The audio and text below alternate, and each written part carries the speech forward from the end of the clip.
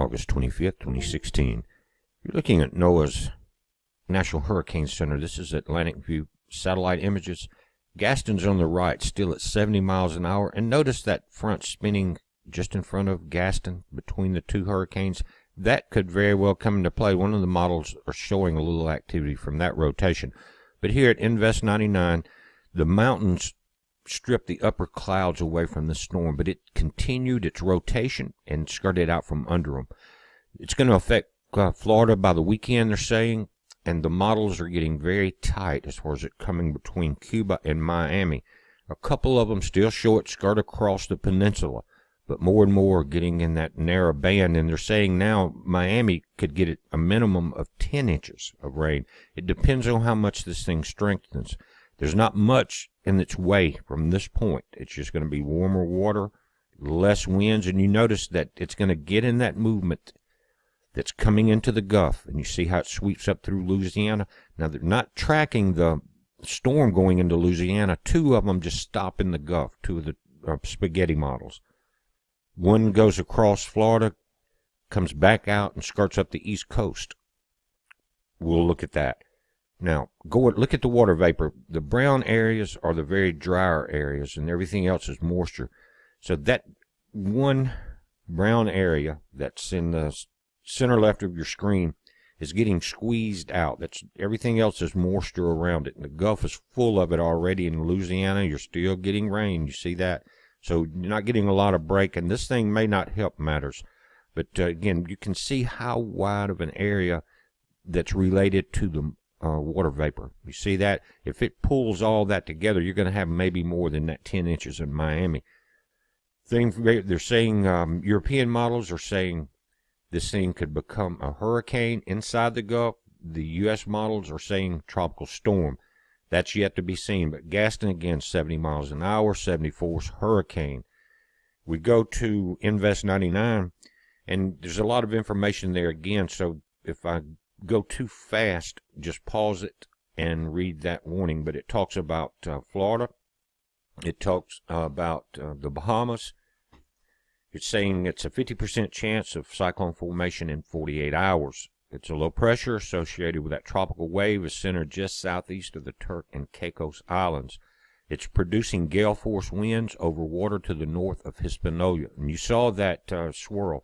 Activity is well removed from the area of lowest pressure. Surface data also indicates that the low continues to lack a well-defined center. Although upper-level winds are only marginally conducive for development during the next day or so, they are expected to become a little more favorable by the weekend, and this system could become a tropical depression during the next couple of days. Air Force recons are going out. Notice it says enters in the northwestern Bahamas and Florida. Should monitor the progress of this disturbance since it is increasingly likely that some impacts at a minimum heavy rains and gusty winds will occur beginning this weekend. This thing's approaching, and the 27th, the outer bands of whatever has formed will be hitting the Florida East Coast. Here are the models. Check this out. This is 5-day forecast. Now, what's popping up is the same exact information that we just read. They're just continuing that warning into the 5-day forecast. Now, the purple line is the one that keeps giving us the rotating precipitation models. It's from CMC. Notice it goes across the Florida Everglades, then curves back up, comes back out into the Atlantic. But you're seeing 1, 2, 3, 4, 5 models stop right in the middle of the Gulf. And there's something interesting about this. Remember I said watch that spin between Gaston and Invest 99? Watch this. What you're seeing is the larger storm, of course, is Gaston. Then coming into Florida, you see Invest 99.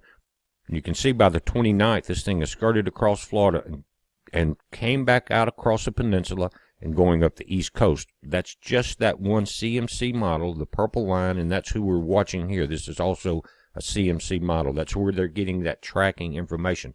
Either way, it enters the Gulf. Florida is impacted on both sides regardless. But look at the low in front of Gaston in the top right section of the screen. Right there, guys. That's that spinning that we're seeing in this particular model indicates some formation, at least rain, and coming in and striking the coast there on the 30th.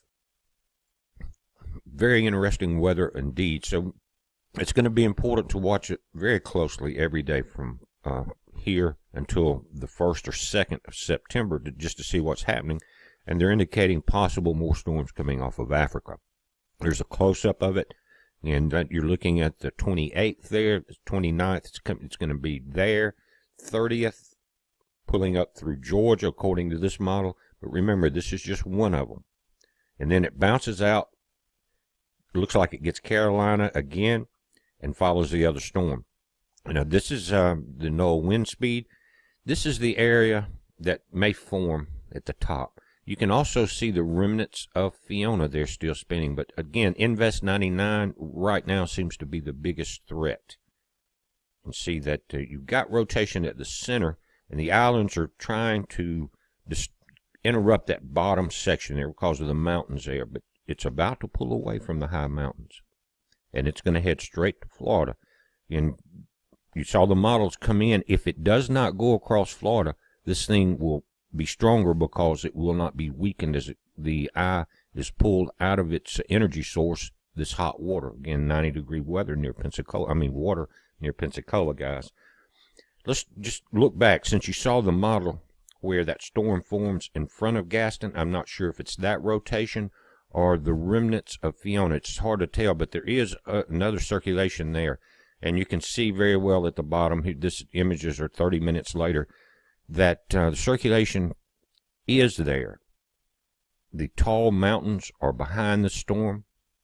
Nothing basically but open water.